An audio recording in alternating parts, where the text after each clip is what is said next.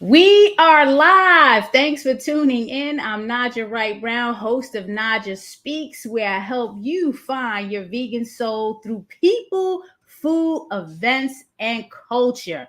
Also contributing for Unchained TV and Black USA News.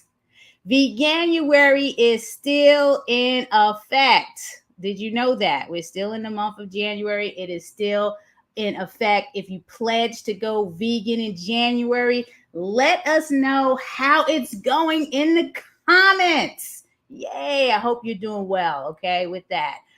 Oh, what do we got going on today? A dirty ghetto kid skater in search of her vegan soul. OMG. Watch your mouth, dirty kid, dirty ghetto kids. Skateboarding, rapping, singing, lyricists. Is this an untapped market for the vegan movement?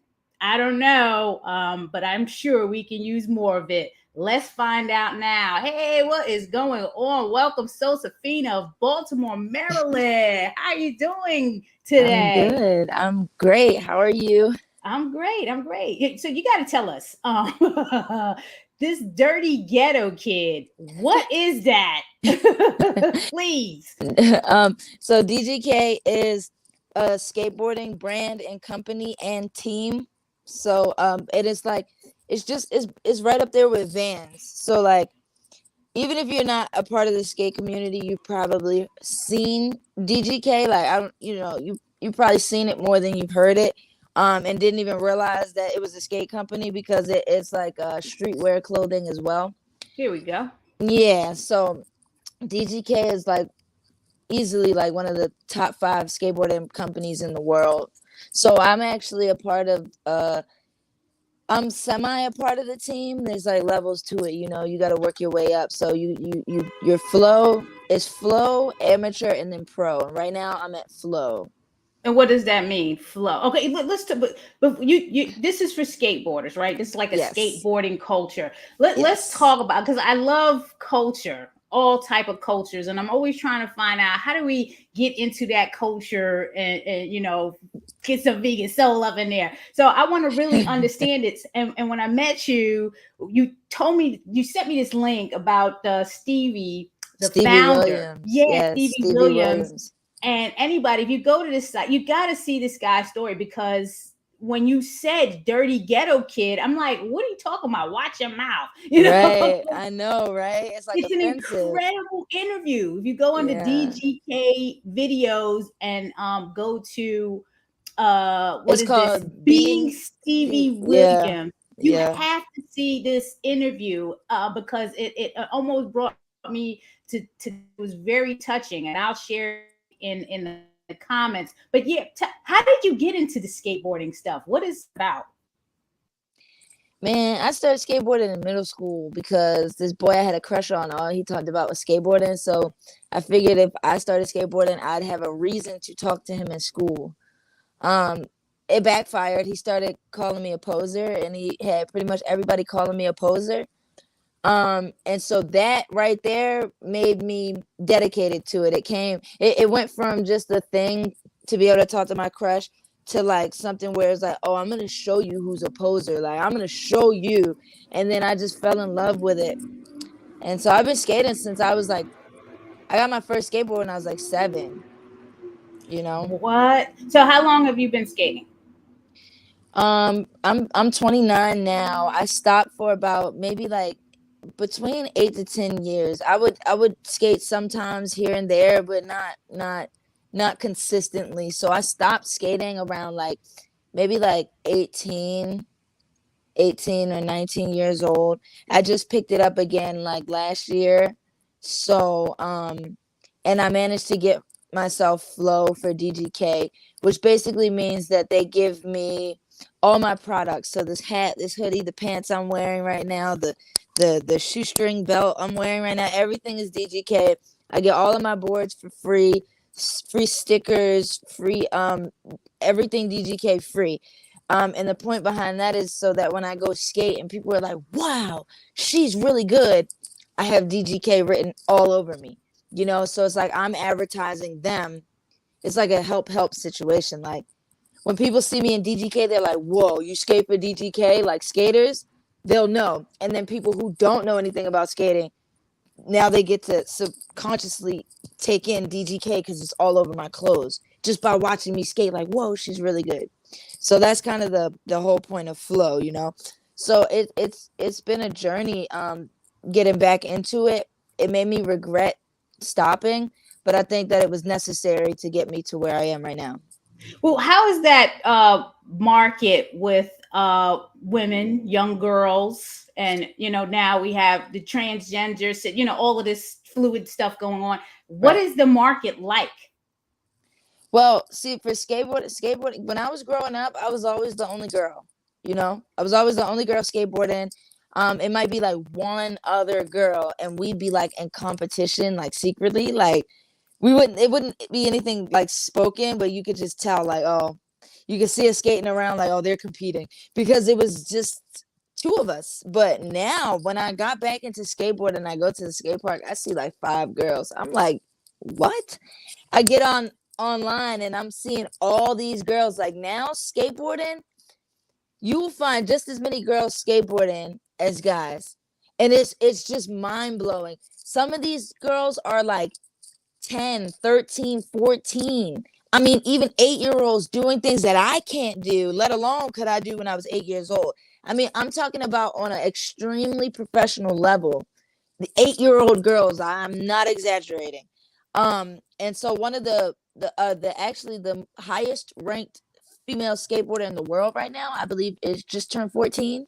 Wow. Yeah. So Yeah. now it's like open arms for us. You know, Great. it's Great. still it's a lot of black female skaters too. It's just they're not. It's like a lack of representation for us. So what you'll really see is like the white girls doing their thing out in California, and then a lot of Korean, Japanese, and Asian girls are dominating the scene right now. So it's like them and the white girls and stuff. So the Hispanic and the black girls are still trying to put our present make our presence known in the industry, but it's working out. There's a good handful of us that are like on the scene and we're known, and we're doing it for us. Well, I know where I'm sending all of my peeps to you, Yeah. young, old. Let's go. I'm going to say, I got the person for you. Now, your love for skateboarding and being a recording artist. I mean, you're a rapper, lyricist, songwriter. And I'm Yeah. definitely into hip hop. I'm from the South Bronx, the South Bronx. So it's Yes. just a natural and a given. What challenges do you face in your recording artists and your music, and how do you overcome them? I think that the main thing that I struggle with my music is just that the stereotypical role in which a female MC is supposed to be. I don't fit that. So um I have to like find a way to still like blend in with today's music but still stand out. And so it's difficult, because another female MC might rap about her body and explicit things like that, or even like gangster stuff like that, and I don't rap like that, but I still have to have that charisma and that flow and those beats to still get people's ear. And that's what I mean when I say blend in. Like I still have to blend in with the genre, but I still have to stand out, and what makes me different from all these other females. So I think that in being a recording artist, that's my biggest um like challenge, is to fit my genre but also stand out and still remain myself without having to pretend like I'm a gangster or rap about my body or explicit things like that.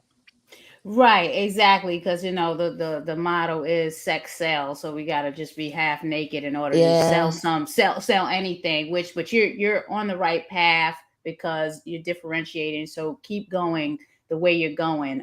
You're already blessed, from the Thank you. skateboarding and just breaking into that, and then now the rapping and the lyricist and songwriting. Now, 12 years ago, your cousin, my Yes. husband, Gregory Brown, opened up a vegan soul food restaurant in Baltimore City. You've been there, right? You Yeah, better yeah. have. Oh yeah, oh yeah, oh I know yeah. you've been. I'm just teasing you. Yeah. No.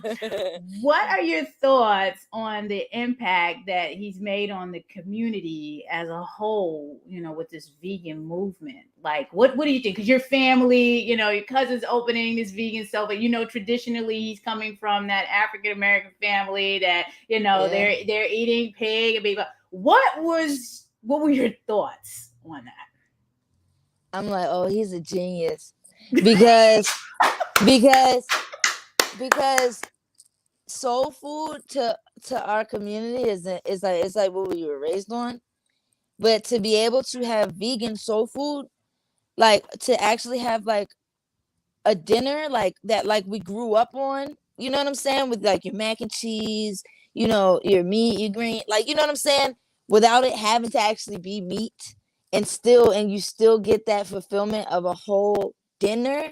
Like, I think that's genius. Like, because you hear about vegan restaurants and this, that, and the third, and you kind of already know what you're gonna get when you go to these vegan spots, or What are what you gonna the get? What are you gonna get? I Tell mean, us. like it just be like, I mean, like if anything, they might have like a vegan burrito or something like that or whatever, but nothing that really like emulates a soul food meal. You know what I'm saying? And then and then what is even more genius, I feel like about Land of Kush is the crab cakes, because here in Baltimore, like like the culture of like crabs in Maryland, just period. So in Baltimore, it's like, so to be able to still, you know, get a crab cake, but know that you're still being healthy and you're not, eating something that is you I, shellfish is very very unhealthy for you. So to know that I can still have a crab cake without having to um eat a crab is like mind blowing, and I just think it's genius. You get what I'm saying? And I'm surprised that you even said that. So, like, you was in me. I'm like, okay, cool. I wasn't even expecting that response. So that is amazing. What have you had at the restaurant that you've liked? You like the crab cakes? Besides that, anything else like the collars, mac? Like, what else oh stood out? yeah, I love the Stands mac out? and cheese. Um um um the vegan ribs, I'm pretty sure is what I got. That's my favorite. I get that with the mac and cheese. What's And your then lifestyle? What's your diet lifestyle? Now I gotta ask because I've never asked you that before. Like, what is your diet lifestyle?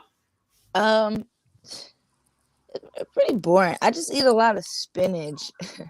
I really like That's spinach. good. I That's eat a good. lot That of make it spinach. strong. Yeah, and I really like fruit. I really like fruit. So, and then, but I eat a lot of salmon, so I'm not totally vegan. That's the only thing that I do eat. I mean, other than, I mean, that is like an animal, is salmon. I mean, well, I eat lamb, but that's for a religious purpose. It's only once a year on Passover. And I do that because it's law. If that was not law, if it was just suggestion, I wouldn't.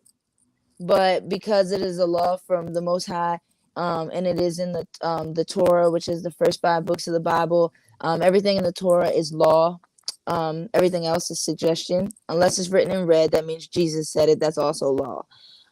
So it's in the Torah, it's in Exodus, and that's the only time that I'll eat, lamb is on Passover. But I tend to eat salmon quite often, and then everything else just like spinach and greens and fruit. And then every now and then, I just get my junk food in there, like my Tostitos, lime, hint of lime chips, and Mhm. like stuff like that, little snacks. Yeah, I Um, remember. I remember those pescatarian days, and salmon was definitely on the top of the list of yeah. foods. We got to get you to watch Seaspiracy.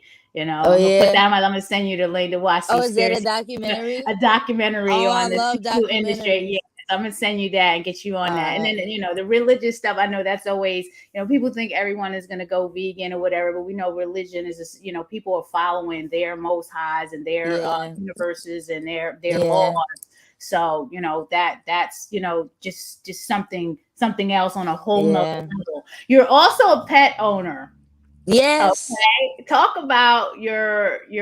And I hate the My pet owner baby. because it's like we own something like it's a slave. You have a companion animal I that have a daughter. She's my you have a daughter. daughter. Thank you. Let's Yes. talk about the love for your daughter. Let's talk about that. Okay, so I love my dog so much. I've always had dogs, like, and it's so funny because through every stage of my life, like I've had a dog. So like I can look back on the time, like I could look at a photo of my younger self and be like, oh, that's when I had Churchill. Like that's when I had, or that's when I had Star, or that's when I had Naijha. Like I've had dogs my whole life. So I've always loved dogs, but my dog right now is my first dog that I've ever had as like an adult, and she's completely my responsibility. So I walk her, I feed her, I take her to the vet. Her name was originally Callie, but I changed it to Buppy because she's more reactive to Buppy. It was her nickname, but it just stuck. And Buppy is a blue nose. She's a blue and red nose mix. American Terrier or Pit Bull, if you will. And she is about 7 or 8 years old right now, and she's the love of my life, and I cannot live without my baby doggy. And I love my dog so much that my like alter ego, if you will, for rapping is Big Puppy. Oh like wow. like people call me that, like people be like Big Pup or Big Puppy, or like I have friends who have me saved in their phone as Big Pup. And because I also feel like, like she's my spirit animal. Like I feel like if I were an animal, I'd be a dog.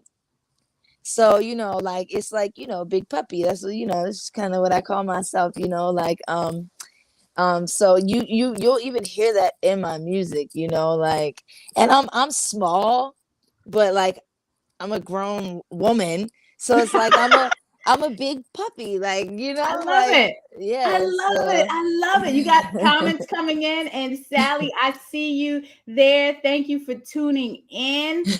Sally was talking about your journey as being a female in your industries. Keep your faith, dear one, and help free your fellow beings, both human and animals. yes. Yay, great word for vegans and plant-based. And she's thanking us for the inspiring and uplifting conversation. Thank you for tuning in, Amira.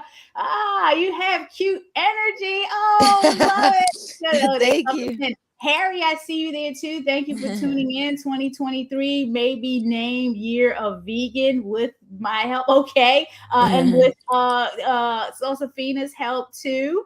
Everything counts and everything matters. This is a universal 7 year. If anyone knows me, I'm into the astronumerology and slowly getting into cardology. So the year to 7, this is where a lot of people are going to make some type of significant change. And it might be that change to go vegan or even dabble in the plant-based. So yeah, much success there. And we can always help you do that at where? We can always help you do that at the Land of Kush, or you can definitely go to blackvetsociety.org. So now's my little plug commercial. You're tuning in to Naijha Speaks. Please go to naijaspeaks.com, comment, subscribe, like. The Black Vet Society is helping people meet them where they are on their holistic health, vegan, and plant-based journey. Naijha Speaks is a project under Black Vet Society. So we definitely need your support. So you can go to blackvetsociety.org and support us there. It is a 501c3 nonprofit organization. Back to Sosafina. How would you explain your love for Buppy versus the animals that we consume, like the chickens or the lambs? I mean, you already talked about the religion, but just thinking in generally when you're thinking about people that that consume chickens, cows, pigs, salmon, for example. Your love for Buppy versus all of these animals, they are sentient beings. How would you explain that? I Deep, right? think that I think that if anybody saw their food before it was food, like their chicken, like if they had to kill it themselves, it would be different. Unless of course they were used to that. Like my grandmother, she's 96. She tells me all the time how her grandmother used to, take the chicken and bring it. So, and she was from the countryside. So she was kind of like used to that. But I think anyone today I think that would traumatize anybody to see their food, to see a chicken be like killed so that they could eat it. I don't think they would want to eat it anymore. Oh yeah.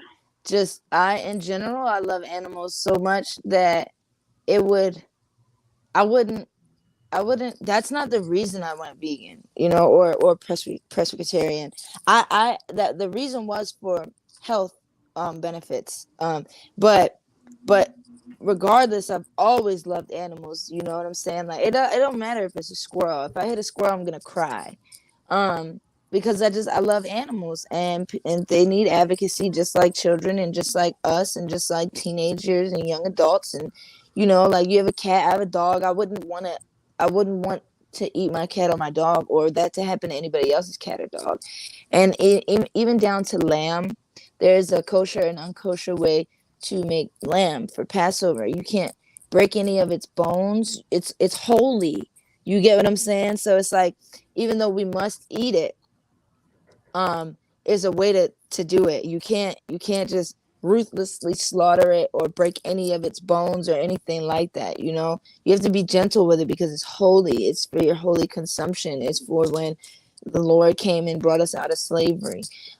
So but so even down to the lamb, it's just like, but I just think that, I mean, to some people, I guess it just doesn't matter because they don't have to deal with it. They don't have to see what happens to the animal, or they don't even think about it. They're hungry and they want to eat or whatever, or that's their favorite food or whatever. But I love all animals. I would hate to see anything happen to any animal.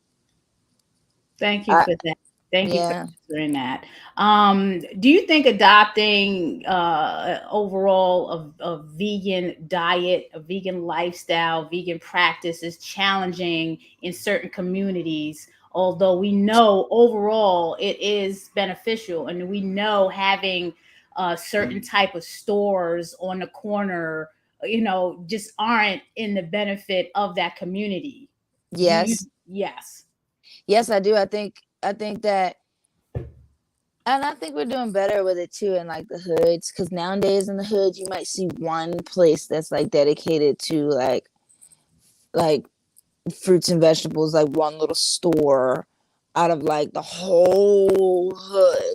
So that's pretty good. But like in the hood or in predominantly black areas, even if it's not the hood, right? That resources are limited, right? So it's just, I guess it's just set up like that, because everywhere you turn you'll see a liquor store or a smoke shop nowadays too. But you don't, or like a corner store, but you don't see these healthy places where you can maintain a a healthy diet or even a vegan diet. You know what I'm saying? So I think that, yes, I think that it is challenging for certain communities to um to live the vegan lifestyle, just because they might have to travel outside of their communities to um different communities where things might be priced higher, where they might not necessarily be able to afford um to maintain the vegan lifestyle. Um and so I think that that plays a big part. So people could feel like, man, like I want to eat healthy, but all I have is a McDonald's right here and then a corner store right here. You know what I'm saying? Yes, there needs to be some more subsidizing of these healthy Yeah. options. I mean, they do have, people can buy fresh fruits and vegetables using the SNAP program and things like that. But a lot of times people are looking for those vegan corporate products that we all buy, and no one's spending $10 on some Yeah. vegan cream cheese. So I definitely Yeah. get it. So it's more work to do there. Um, uh, Also, mhm. also farmers markets. We don't never have farmers markets in the hood. You only see farmers markets in like kind of like upscale or uppity areas or predominantly white areas or higher income areas. You never see you hardly ever see a farmers market in the hood or a predominantly black neighborhood. That would be important too, because a farmers market is a way you can get, good stuff, and it won't be like Whole Foods prices, Right, or easily accessible where you may not necessarily have to, have a car. You need a car to get there, or public transportation needs to get there. So yeah, the great points, and thank you for sharing your perspective on that. Now we usually collaborate on a Keep It Fresh Day initiative with our peeps out in Colorado. DJ Cavum, he's also a vegan chef, and he started this whole Keep It Fresh Day initiative. And when we first launched it, we had some lyricists make environmentally sound type of music, animal Oh yeah. rights, things like that. As a lyricist and a songwriter and a rapper, do you think you'd be able to lyrically express something in the intersection of veganism, whether it's compassion for animals, environmentalism, or plant-based eating, and the ghetto kid lifestyle in a song? Because music tends to send strong messages, and we kind of need more of that to, influence the children, influence the youth. What are your thoughts around that? Yes, I think I could do that. I think that I think anytime I'm writing a song and I already have a topic or theme in mind, it's challenging because you have to figure out how you're gonna say what you're trying to say and make it rhyme, or just make it flow. So that's always the challenging part. But I'm positive I could definitely, especially because a lot of the meat that people choose to eat is also just very, very, very bad for you. Well, So your leisure time, I'm gonna follow up with you on that when you're freestyling and stuff. I see your freestyle. You know what I'm saying? Like this one that you had that you said something at the end about you sleep with your eyes wide open. I was like, whoa, oh so I don't yeah. even. We're not even getting into that right now. But everyone, she's good. So Sosafina is good. She's good with it. Why are we here, Sosafina? So I dragged you on here to talk about the vegan soul, but now let's get back to why are you here, and what is your ask from the viewers? What is your message? What is your best advice? Whatever you want to express right now is all about you. We're here right now because and nothing is coincidence, and everything is fate, and everything is predetermined. And my ask of you is to just stay true to yourself and seek your Lord, and stay grounded in your morals and your beliefs. And if you don't have morals, quickly gain some, but not superficial or fake things that you're just going off of just to say you have morals. Like really dig deep and figure out who you are and stay true to who you are.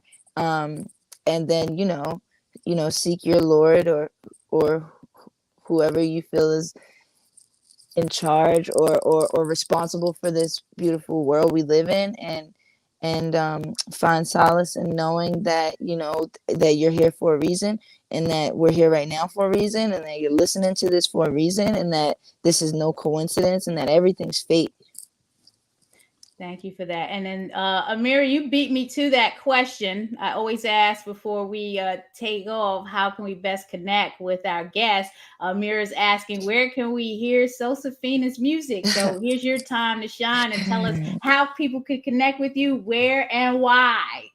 Okay, so you can find me on social media under the real Sosafina. So that's TheRealSosafina, the real Sosafina. And then my music is on all digital streaming platforms such as Apple Music, Spotify, YouTube Music, YouTube Red, under Sosafina. So it's Sosafina. Because you might see something come up with Sosafina, but it's spelled with an E, like Sose. That's not me. It's Sosafina. And then if you want to keep up with my skateboarding, my Instagram for that is 7gang skate baby. So it's 7 like the number, and then GANGSKATEBABY. 7gang skate baby. And I just updated the ticker, everyone, with the real Sosafina on Instagram. So you can see follow at 7gang skate baby if you want to know more about that skateboarding. So all the sisters out there, young, middle age, and I guess I could get on a little skateboard, a little I can do a little bit. I mean, do you use that for transportation? I mean, that does Oh, save on wow. gas, right? Yes, yes, it does. And yes, I do.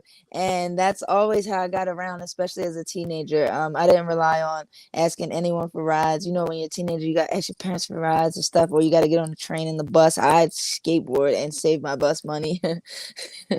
So So, get up with Sosafina at 7gang skate baby if y'all looking for that skateboarding lifestyle. I know my daughter sits on a skateboard and she'll just roll down, and she has a friend in her class, like a close friend, who skateboards. And when she's over her house, my daughter won't stand up on it. She'll sit down and get a helmet on. So there are yeah. some people out there that are curious about the whole thing. And Yeah. then definitely the real Sosafina. And then you have graphics. You do graphics? Oh, Can you tell me? yeah. Because I'm going to So, hit you up about the graphics too, because I do okay. graphic design. Yeah, so I do flyers and cover artwork. I'm starting to get into logos a little bit too. You might see that on there.